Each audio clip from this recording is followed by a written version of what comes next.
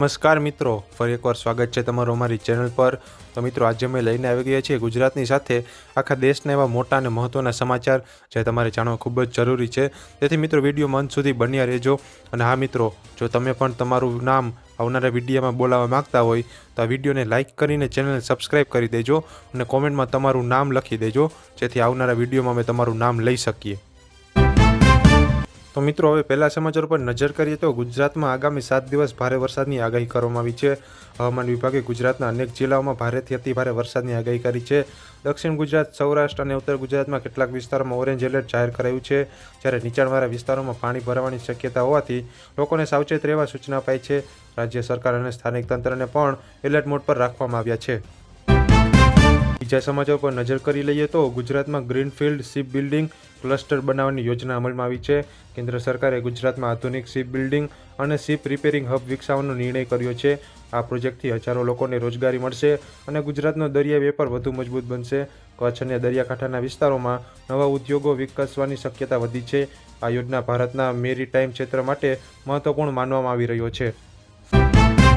ત્રીજા સમાચાર પર નજર કરીએ તો મિત્રો, ગુજરાત પોલીસ દ્વારા સાયબર જાગૃતિ અભિયાન ચલાવવામાં આવ્યું છે। ગુજરાત પોલીસે રાજ્યભરમાં સાયબર સુરક્ષા અંગે વિશેષ અભિયાન શરૂ કર્યું છે। મહિલાઓ અને બાળકોને ઓનલાઈન ઠગાઈથી બચાવવા માટે માર્ગદર્શન આપવામાં આવી રહ્યું છે। હજારો શાળાઓ અને કોલેજોમાં જાગૃતિ કાર્યક્રમો પણ યોજાઈ રહ્યા છે। પોલીસ દ્વારા લોકોને અજાણી લિંક અને ફેક કોલથી સાવચેત રહેવાની સલાહ આપવામાં આવી છે।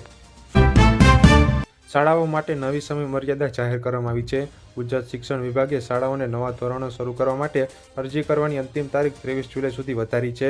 રાજ્યની ઘણી શાળાઓએ ધોરણ વિસ્તરણ માટે અરજી કરી હતી। આ નિર્ણયથી વિદ્યાર્થીઓને નજીકમાં વધુ શિક્ષણ સુવિધા મળશે। શિક્ષણ ક્ષેત્રમાં વિકાસ માટે સરકાર સતત પ્રયત્નશીલ છે। પાંચમા સમાચાર ઉપર નજર કરી લઈએ મિત્રો, કોમનવેલ્થ ગેમ્સ ઇન્ફ્રાસ્ટ્રક્ચર માટે ખાસ યોજના અમલમાં આવી છે।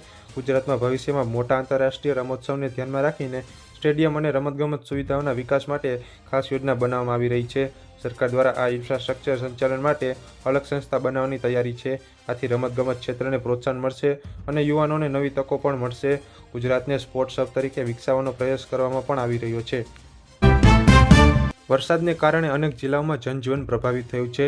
રાજ્યના અનેક જિલ્લાઓમાં સતત વરસાદને કારણે રસ્તાઓ પણ પાણી ભરાઈ ગયા છે।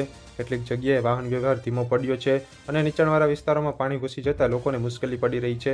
સ્થાનિક તંત્ર દ્વારા પાણી કાઢવાની કામગીરી પણ હાથ ધરવામાં આવી છે। લોકોને બિનજરૂરી મુસાફરી ટાળવાની પણ સલાહ આપવામાં આવી રહી છે। ખેડૂતોમાં ખુશીનો માહોલ છે, ખરીફ પાકને ફાયદો થશે। સતત વરસાદને કારણે રાજ્યના ખેડૂતોમાં ખુશીનો માહોલ જોવા મળી રહ્યો છે। કપાસ, મગફળી, સોયાબીન અને ડાંગર જેવા ખરીફ પાકને પૂરતું પાણી મળતા સારા ઉત્પાદનની આશા વધી છે। કૃષિ વિભાગ ખેડૂતોને પાકની યોગ્ય દેખરેખ રાખવા અપીલ કરવામાં આવી રહી છે। કેટલાક વિસ્તારોમાં વધુ વરસાદથી પાણી ભરાવાની ચિંતા પણ વ્યક્ત થઈ રહી છે। અમદાવાદમાં વરસાદ બાદ ટ્રાફિકની સમસ્યા સર્જાઈ રહી છે। અમદાવાદ શહેરમાં ભારે વરસાદ બાદ અનેક મુખ્ય માર્ગો પર ટ્રાફિક જામ સર્જાયો હતો। નીચાણવાળા વિસ્તારોમાં પાણી ભરાવાથી લોકોને ઓફિસ અને શાળાઓએ પહોંચવામાં મુશ્કેલી પડી રહી છે। મ્યુનિસિપલ કોર્પોરેશન દ્વારા પાણી નિકાલની કામગીરી તેજ કરવામાં આવી છે। ટ્રાફિક પોલીસે વૈકલ્પિક માર્ગોનો ઉપયોગ કરવાની પણ સલાહ આપી છે। રાજ્યનું આપત્તિ વ્યવસ્થાપન તંત્ર હાઈ એલર્ટ મોડ પર છે। ભારે વરસાદની આગાહીને ધ્યાનમાં રાખીને રાજ્યનું આપત્તિ વ્યવસ્થાપન વિભાગ સંપૂર્ણ એલર્ટ પર છે।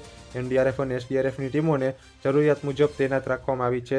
નદીઓના જળસ્તર પર સતત નજર રાખવામાં આવી રહી છે। કોઈપણ ઇમરજન્સી સ્થિતિમાં તરત કાર્યવાહી કરવા સૂચના આપવામાં આવી છે। માછીમારોને દરિયો ન ખેડવાની સૂચના આપવામાં આવી છે। હવામાન વિભાગે અરબી સમુદ્રમાં પવનની ગતિ વધવાની શક્યતા વ્યક્ત કરી છે, જેના કારણે ગુજરાતના દરિયાકાંઠાના તમામ માછીમારોને આગામી કેટલાક દિવસ સુધી દરિયો ન ખેડવાની સૂચના આપવામાં આવી છે। બંદરો પર ચેતવણીના સિગ્નલ લગાવવામાં આવ્યા છે। તંત્રે માછીમારોને પોતાની સુરક્ષા પ્રથમ પ્રાથમિકતા આપવા અપીલ કરી છે। સાંસદના ચોમાસુ સત્રનો આજથી પ્રારંભ થયો છે। સાંસદના ચોમાસુ સત્રમાં આજે લોકસભા અને રાજ્યસભાની કાર્યવાહી શરૂ થઈ છે। સરકાર અનેક મહત્વના બિલ રજૂ કરવાની તૈયારીમાં છે, ત્યારે વિપક્ષ મોંઘવારી, બેરોજગારી અને અન્ય જાહેર મુદ્દાઓ પર સરકારને ઘેરવાની તૈયારીમાં છે। સત્ર દરમિયાન ઉગ્ર ચર્ચા અને હોબાળાની પણ શક્યતા છે। દેશની રાજનીતિ માટે આ સત્ર મહત્વપૂર્ણ માનવામાં આવી રહ્યું છે।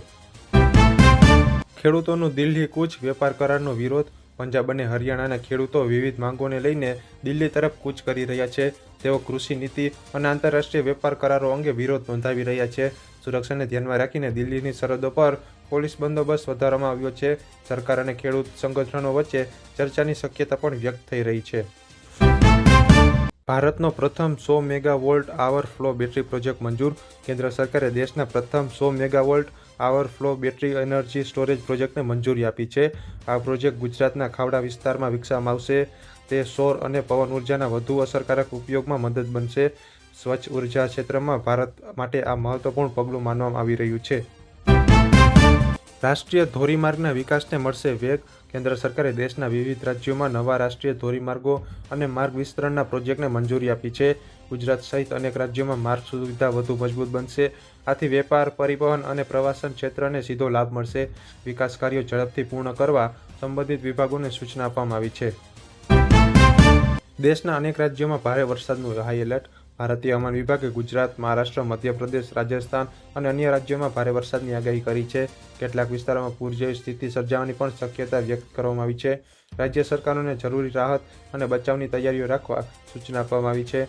લોકોને નદીઓ અને નીચાણવાળા વિસ્તારોમાં ન જવાની સલાહ આપવામાં આવી છે.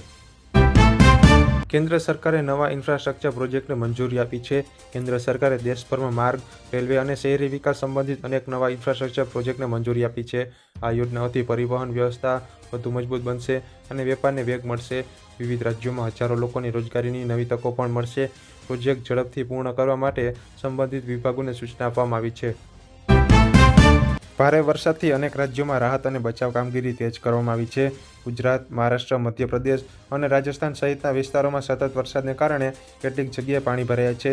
એનડીઆરએફ અને એસડીઆરએફની ટીમો અસરગ્રસ્ત વિસ્તારોમાં બચાવ અને રાહત કામગીરી કરી રહી છે. સ્થાનિક પ્રશાસન દ્વારા લોકોને સુરક્ષિત સ્થળે ખસેડવાની પણ કામગીરી ચાલુ છે.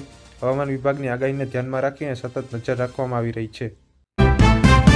રેલવે અને હવાઈ સેવા પર વરસાદની અસર જોવા મળી રહી છે. ભારે વરસાદને કારણે કેટલાક રૂટ પર ટ્રેનો મોડી ચાલી રહી છે અને થોડા હવાઈ ઉડાનોના સમયપત્રકમાં પણ ફેરફાર કરવામાં આવ્યો છે. મુસાફરોને મુસાફરી પહેલાં ટ્રેન અને ફ્લાઇટનું સ્ટેટસ ચકાસવાની પણ સલાહ આપવામાં આવી છે. રેલવે અને એરપોર્ટ સત્તાવાળાઓએ પરિસ્થિતિ પર સતત નજર રાખી રહ્યા છે. મુસાફરોની સુરક્ષાને પ્રથમ પ્રાથમિકતા આપવામાં આવી રહી છે. ખરીફ પાક માટે વરસાદ લાભદાયક સાબિત થયો છે. દેશના અનેક કૃષિ વિસ્તારોમાં સારો વરસાદ થતાં ખરીફ પાકના વાવેતર અને વિકાસને ફાયદો થયો છે. કૃષિ નિષ્ણાતોના જણાવ્યા મુજબ કપાસ, સોયાબીન, ડાંગર અને મકાઈ જેવા પાકોનું ઉત્પાદન વધવાની શક્યતા છે. જોકે કેટલાક વિસ્તારોમાં અતિભારે વરસાદથી પાણી ભરાવાની સમસ્યા પણ જોવા મળી રહી છે. ખેડૂતોને પાકની નિયમિત દેખરેખ રાખવાની સલાહ આપવામાં આવી રહી છે. શેરબજારમાં મિશ્ર કારોબાર જોવા મળ્યો છે. આજના કારોબારમાં સેન્સેક્સ અને નિફ્ટીમાં સામાન્ય વધઘટ જોવા મળી હતી.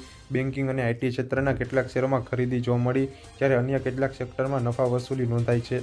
રોકાણકારો વૈશ્વિક બજાર અને કંપનીઓના ત્રિમાસિક પરિણામો પર સતત નજર રાખી રહ્યા છે. નિષ્ણાતોએ લાંબા ગાળાના રોકાણોને સાવચેતીપૂર્વક રોકાણ કરવાની સલાહ આપી છે. સ્વચ્છ ઉર્જા ક્ષેત્રમાં ભારતનું મોટું પગલું. કેન્દ્ર સરકાર નવીનીકરણ ઉર્જા ક્ષેત્રમાં મોટા રોકાણોને પ્રોત્સાહન આપી રહી છે. સૌર અને પવન ઉર્જાના ઉપયોગને વધારવા માટે નવી યોજનાઓ અમલમાં મુકાઈ રહી છે. એનર્જી સ્ટોરેજ ટેકનોલોજી પર પણ ખાસ ભાર મૂકવામાં આવ્યો છે. આ પહેલથી દેશને સ્વચ્છ અને ટકાઉ ઉર્જા તરફ આગળ વધવામાં મદદ મળશે. પૂરગ્રસ્ત વિસ્તારોમાં એનડીઆરએફ અને એસડીઆરએફની કામગીરી ચાલુ છે. ભારે વરસાદ બાદ અનેક રાજ્યોના અસરગ્રસ્ત વિસ્તારોમાં એનડીઆરએફ અને એસડીઆરએફની ટીમો સતત બચાવ કામગીરી કરી રહી છે. લોકોને સુરક્ષિત સ્થળોએ ખસેડવામાં આવી રહ્યા છે અને જરૂરી ખાદ્ય સામગ્રી તથા દવાઓ પહોંચાડવામાં આવી રહી છે. રાજ્ય સરકારો પરિસ્થિતિ પર સતત નજર રાખી રહી છે. હવામાન વિભાગની નવી આગાહીને આધારે આગળની કાર્યવાહી કરવામાં આવી રહી છે. શિક્ષણ ક્ષેત્રમાં નવી પહેલને વેગ. કેન્દ્ર અને વિવિધ રાજ્ય સરકારો શિક્ષણ વ્યવસ્થાને વધુ મજબૂત બનાવવા માટે નવી પહેલ કરી રહ્યા છે. ડિજિટલ શિક્ષણ, આધુનિક લેબ અને વિદ્યાર્થીઓને નવી સુવિધાઓ ઉપલબ્ધ કરાવવા પર ભાર મૂકવામાં આવી રહ્યો છે. આગામી શૈક્ષણિક સત્ર માટે પણ વિવિધ યોજનાઓ અમલમાં આવશે. શિક્ષણની ગુણવત્તા સુધારવાનો મુખ્ય હેતુ છે. દેશભરમાં સાયબર સુરક્ષા અંગે જાગૃતિ અભિયાન. ડિજિટલ ઠગાઈના વધતા બનાવને ધ્યાનમાં રાખીને દેશભરમાં સાયબર સુરક્ષા જાગૃતિ અભિયાન ચલાવવામાં આવી રહ્યું છે. લોકોને ઓટીપી, બેંક વિગતો અને અજાણી લિંક્સ કોઈની સાથે શેર ન કરવાની સલાહ આપવામાં આવી રહી છે. પોલીસ અને સાયબર સેલ દ્વારા વિવિધ કાર્યક્રમો યોજાઈ રહ્યા છે. સરકાર ડિજિટલ સુરક્ષાને વધુ મજબૂત બનાવવા સતત પ્રયત્ન કરી રહી છે. આગામી દિવસોમાં ચોમાસું વધુ સક્રિય રહેશે. ભારતીય હવામાન વિભાગના જણાવ્યા અનુસાર આગામી કેટલાક દિવસોમાં દેશના અનેક ભાગોમાં ચોમાસું વધુ સક્રિય રહેશે. ગુજરાત, મહારાષ્ટ્ર, રાજસ્થાન, મધ્યપ્રદેશ અને ઉત્તર ભારતના કેટલાક વિસ્તારોમાં ભારે વરસાદની શક્યતા છે. સ્થાનિક પ્રશાસનને એલર્ટ રહેવા સૂચના આપવામાં આવી છે. લોકોને હવામાન વિભાગની સૂચનાઓનું પાલન કરવા અને બિનજરૂરી મુસાફરી ટાળવાની પણ અપીલ કરવામાં આવી રહી છે. તો મિત્રો આ હતા આજના ગુજરાતની સાથે આખા દેશના ખૂબ જ મોટા અને મહત્ત્વના સમાચાર જે તમારે જાણવા ખૂબ જ જરૂરી હતા.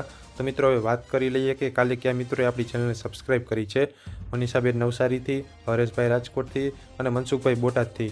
જો મિત્રો તમે પણ તમારું નામ બોલાવવા માગતા હોય તો વિડીયોને લાઇક કરી ચેનલને સબસ્ક્રાઈબ કરી દેજો અને તમારું નામ કોમેન્ટ બોક્સમાં લખી દેજો જેથી આવનારા વિડીયોમાં અમે તમારું નામ લઈ શકીએ. તો મિત્રો મળીએ આવા જ એક નવા વિડીયો સાથે. ત્યાં સુધી જય હિન્દ, જય ગરવી ગુજરાત.